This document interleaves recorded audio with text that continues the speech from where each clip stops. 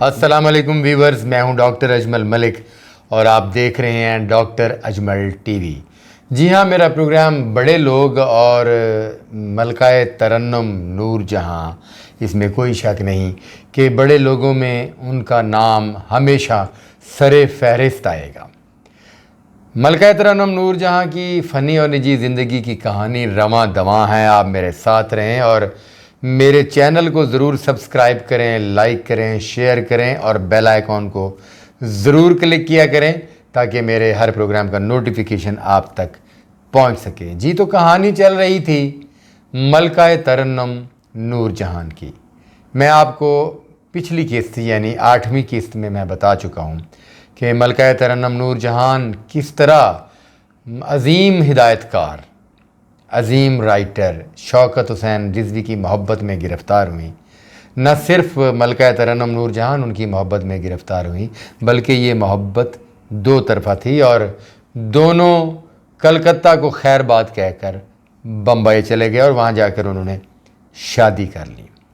यहाँ मैं बताना बहुत ज़रूरी समझूंगा कि कलकत्ता में मौजूद मकबूल मुगनिया और लेजेंड गुलकारा मुख्तार बेगम, जी हाँ, मुख्तार बेगम जिन्होंने नूर जहान का नाम नूर जहान रखा, अल्लाह वसई से उन्हें नूर जहान बनाया, वो कलकत्ता में मौजूद थीं और उनको भी छोड़कर जाना पड़ा। और इस फ़ैसले में उनका बड़ा हाथ था मुख्तार बेगम का।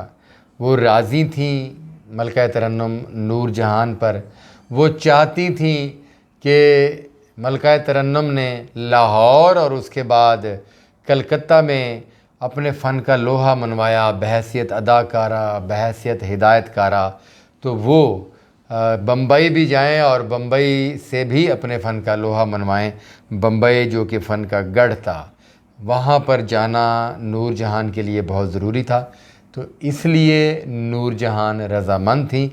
उन्होंने उनको सपोर्ट की कि वो चली जाएं बम्बई में और वहाँ जाकर काम करें। और यूँ शौकत हुसैन रिज़वी के साथ यानी अपनी मोहब्बत के साथ नूर जहान साहिबा कलकत्ता से बम्बई चली गई।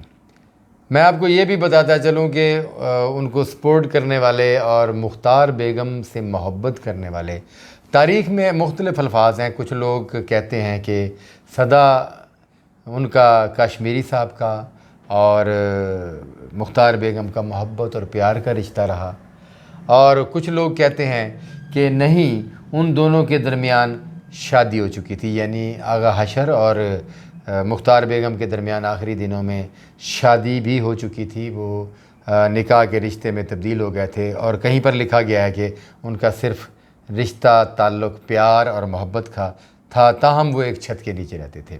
तो आगा हशर कश्मीरी ने जो ख्वाब देखे थे नूर जहान को बड़ा स्टार बनाने के, आगा हशर कश्मीरी जो कि ड्रामा के मुअज्जद थे, स्टेज ड्रामा के, थिएटर के मुअज्जद थे, फ़िल्म में उनका बड़ा अमल दखल था, मौसीकी में बड़ा अमल दखल था, बड़े बड़े लोगों को उन्होंने स्टार बनाया। तो उनका ये ख्वाब कि वो मलकाए तरन्नुम नूर जहान को भी बड़े स्टार की हैसियत से देखें, वो पूरा इसलिए ना हो सका कि वो बहुत जल्द यानी 28 अप्रैल 1935 में इस दुनिया फ़ानी से रुखसत हो गए, चले गए, इंतकाल कर गए। मगर नूर जहाँ की सूरत में दुनिया को एक बहुत बड़ा सितारा दे गए। मलकाए तरन्नुम नूर जहाँ की गायकी के जब हर तरफ चर्चे होने लगे और हर तरफ धूम मच गई, तो हाँ, मौसीकारों के साथ साथ फिल्म डायरेक्टर्स के साथ साथ गुलकारों की भी ये ख्वाहिश रही कि वो मलकाए तरन्नुम के साथ मिलकर ड्यूट गाने गाएं। तो उस वक्त वहाँ बड़ी मकबूल थी मैडम ज़हरा बाई अम्बाले वाली। जी हाँ, ज़हरा बाई अम्बाले वाली।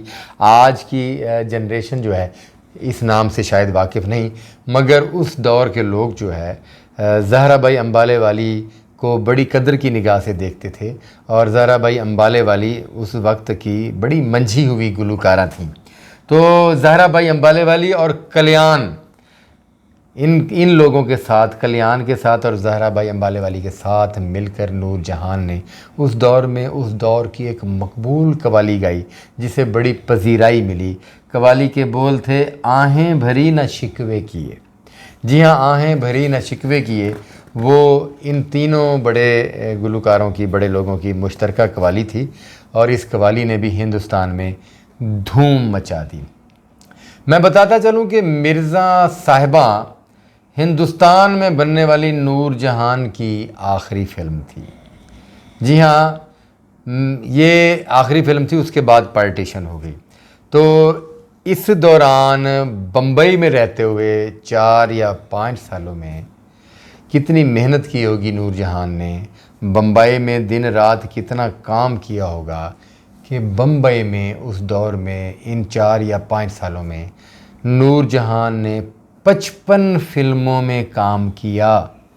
और 55 फ़िल्में जो हैं, ये सिर्फ कहने की बात है। 55 फ़िल्में करना बड़ा ही मुश्किल तरीन काम है और उन्होंने बम्बई में रहकर 55 फ़िल्मों में बतौर हीरोइन और बतौर सिंगर काम किया और ये उनके क्रेडिट पर बड़ी फ़िल्में थीं। जी व्यूअर्स, मैं आपको बताता चलूँ कि आप भी सब जानते हैं कि इब्तदा में फ़िल्में जो हैं वो उसमें डायलॉग नहीं हुआ करते थे, खामोश फ़िल्में बना करती थीं। और ख़ामोश फ़िल्मों को आम डायरेक्टर डायरेक्ट नहीं कर सकता था, क्योंकि ख़ामोश फ़िल्म के ज़रिए पब्लिक को ये समझाना होता था कहानी क्या है, सब्जेक्ट क्या है और ये रोल क्या है और कौन क्या कर रहा है। तो बड़ा मुश्किल हुआ करता था। मगर मैं आपको बताता चलूँ कि मलका तरन्नुम नूरजहान को ये क्रेडिट भी हासिल है कि उन्होंने 12 खामोश फ़िल्मों में काम किया। उन्होंने 12 खामोश फ़िल्मों में काम करके वो खामोश फ़िल्मों के दौर का भी हिस्सा बनी। इसी तरह फिर जब पार्टीशन हुई, पाकिस्तान और हिंदुस्तान अलग हो गए, तो हिंदुस्तान में बड़ा प्रेशर डाला गया मलका तरन्नुम नूरजहान पर, शौकत हुसैन रिज़वी पर, कि वो हिंदुस्तान में ही रुक जाएं और यहीं पर ही रह जाएं। और पाकिस्तान बड़ा कमज़ोर मुल्क है, वो इस काबिल नहीं है कि यहाँ से फ़नकार वहाँ जाएं, डायरेक्टर वहाँ जाएं तो वहाँ जाकर सरवाइव कर सकें, फ़िल्में बना सकें।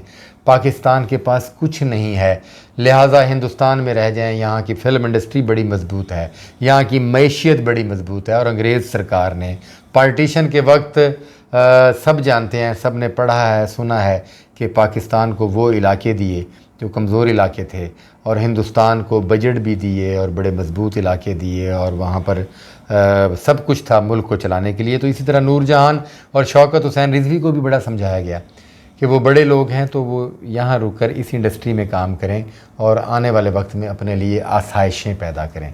मगर नहीं, मलका तरन्नुम नूरजहान और शौकत हुसैन रिज़वी, जो कि पार्टीशन से पहले 2 बच्चों के माँ बाप भी बन चुके थे, यानी दोनों के यहाँ औलाद हुई, 2 बेटे हुए और एक का नाम अकबर रिज़वी और दूसरे का नाम असगर रिज़वी था।